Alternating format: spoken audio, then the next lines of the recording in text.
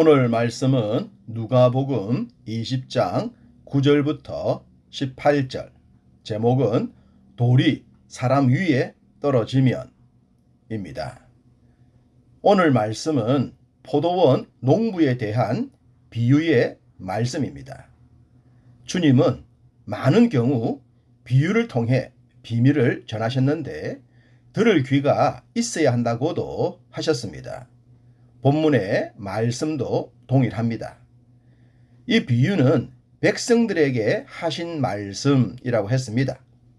백성들이란 곧 양들이지 않겠습니까? 주님은 목자를 잃은 양들의 불쌍함에 대해 자주 말씀하셨습니다. 또한 목자를 치심으로 인해 양들이 흩어질 것이라고도 하셨죠. 이래저래 양들만 불쌍하게 되었습니다. 그렇지만 주님은 친히 양의 목자가 되셔서 양들에게 말씀을 전하셨습니다. 그들이 듣고 깨달아서 진리에 이르도록 하시기 위해서 말입니다. 우리도 주님의 양들이지 않겠습니까? 감사하게도 어리석은 양이나 주인을 알아보지 못하는 양이나 들을 귀가 없는 양이 아닌 것이 은혜입니다. 이 은혜를 잘 간직하여 더욱 풍성한 은혜의 자리로 나아가야 할 줄 믿습니다. 포도원 비유의 말씀은 이렇게 시작됩니다. 9절, 한 사람이 포도원을 만들어 농부들에게 새로 주고 타국에 가서 오래 있다가, 여기서 한 사람이란 하나님을 상징합니다. 포도원은 이 땅의 삶과 인생이 가진 전부라고 할 수 있겠습니다. 농부들은 이 땅의 삶을 살아가는 사람들이겠죠. 새를 줬다는 것은 맡기셨다는 것입니다. 여기서 분명히 정의를 내릴 수 있겠습니다. 이 땅에서 우리가 누리고 사는 모든 것이 우리의 것이 아니라는 것을 말입니다. 하나님께서 우리에게 맡겨주신 것이죠. 소위 청지기의 삶이라는 말씀입니다. 타국에 가서 오래 있다가, 이것은 주님의 초림을 의미합니다. 물론 궁극적으로는 주님의 재림까지도 포함되겠죠. 그렇지만 이 비유에선 초림의 주님으로 보아야 합니다. 재림의 주님을 세상 세력은 해할 수 없기 때문입니다. 10절, 때가 이름에 포도원 소출 얼마를 바치게 하려고 한 종을 농부들에게 보내니 농부들이 종을 몹시 때리고 거저 보내었거늘. 여기서 소출 얼마를 바치게 하려고 했는데요. 이 땅에서 우리가 갖고 살아가는 모든 것들의 일부를 의미합니다. 전부가 주인의 것이지만 포도원을 맡겨주시면서 일부만 주인에게 돌리라고 했습니다. 이 말은 대부분은 농부들에게 줬다는 것이죠. 옛날 악한 주인들은 대부분을 자신들이 갖고 일부만을 종들에게 주지 않았겠습니까? 이러니 이 주인이 얼마나 좋은 분인 줄을 아시겠죠. 우리가 빈손으로 왔다가 빈손으로 간다는 것은 너무나도 잘 알고 있는 내용입니다. 빈손으로 온 인생들에게 하나님께서 많은 것을 맡겨주십니다. 맡겨주시면서 누리게도 하시죠.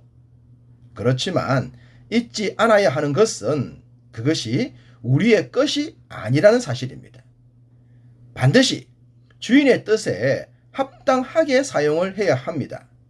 그렇지 않을 땐 주인이 다 가져가실 수가 있겠죠. 그렇게 되면 우리의 삶이 얼마나 팍팍해지겠습니까? 옛날 악한 주인을 만났던 종들처럼 말입니다. 농부들에게 새를 거두기 위해 한 종을 보내셨습니다. 여기서 이 종은 주님의 사역자들입니다.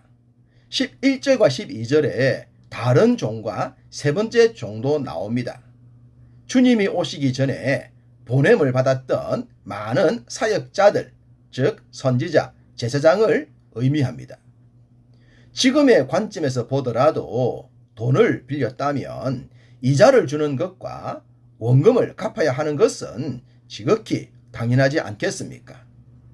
조폭이 아니라면 빌려놓고는 갚지 않거나 받으러 온 사람을 해하지 않을 것입니다. 오히려 싹싹 빌면서 기다려 달라고 하겠죠.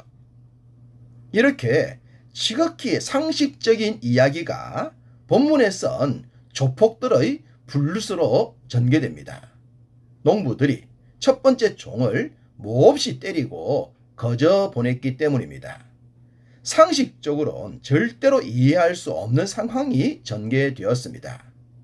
그렇지만 이런 상황이 지금도 재현이 되고 있다는 사실을 우리는 잊지 않아야 할 것입니다. 그럼 여기서 왜 농부들은 세를 주지 않고 세를 받으러 온 종들을 해롭게 했을까요? 그 이유가 14절에 나오는 우리의 것으로 만들자입니다. 앞서 말씀을 드렸듯이 이 비유의 시작은 어땠습니까? 주인이 포도원을 농부들에게 세를 주고 맡겼다는 것입니다.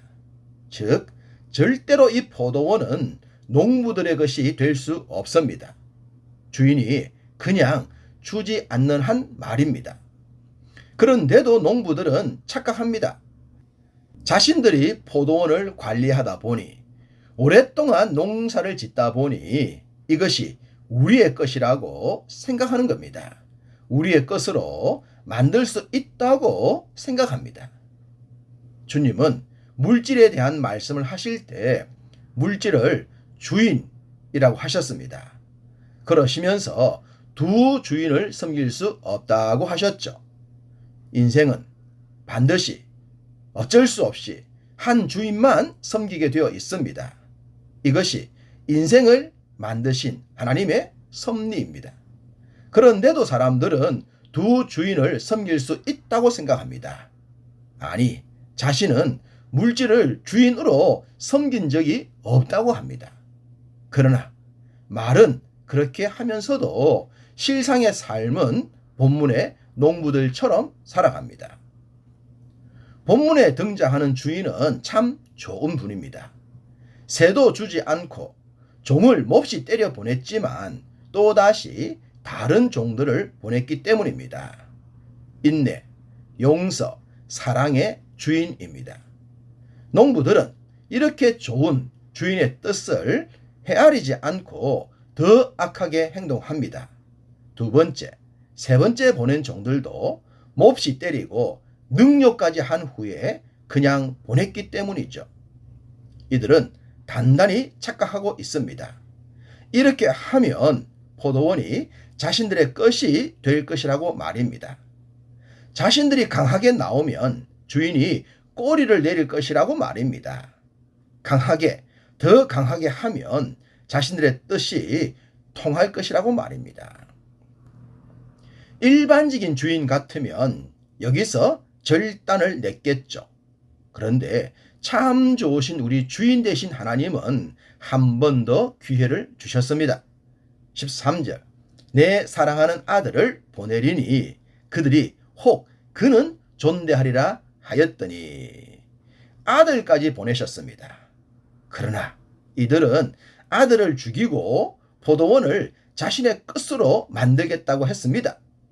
스스로 무덤을 팠고 죽음을 초래하고 말았습니다.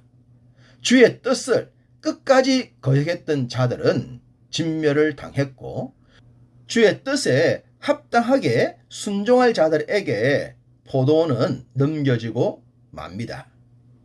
주님은 건축자들의 버린 돌이 모퉁이의 머릿돌이 되신다고 하시면서 이 돌이 사람 위에 떨어지면 가루가 될 것이라고 하셨습니다. 주의 뜻을 따르지 않는 인생은 결국 심판과 진멸과 파멸을 당하게 될 것입니다. 그러므로 땅 위의 삶을 착각하지 맙시다.